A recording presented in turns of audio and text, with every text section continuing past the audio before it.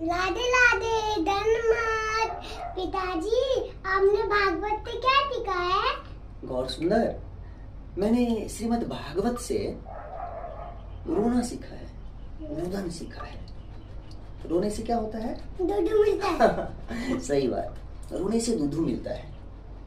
जब आप छोटे थे ना, तो आप रोते थे तो आपकी मैया आपको दूध देती थी। तो हमने भी श्रीमद् भागवत से रोना सीखा है, रुदन सीखा है। वेणु गीत हो, भ्रमर गीत हो, यहाँ तक कि गोपी गीत हो, तब कथा मृतम तप्त जीवनम। भगवान की कथा सुन सुन करके आंखों से आंसू बहाते हैं, और जब तक हम रोएंगे नहीं तब तक हमें दूध नहीं मिलने वाला है। तो हमारा दुद्धू क्या है? महाप्रभु। महाप्रभु हमारे दुद्धू हैं। जब हम रोएंगे, यहाँ तक कि मैंने ध्रुव जी के चरित्र से भी रोना सीखा है, प्रहलाद जी महाराज के चरित्र से भी रोना सीखा है। जब तक हम लोग रुदन नहीं करेंगे तब तक महाप्रभु नहीं मिलेंगे। तो हमें क्या करना है?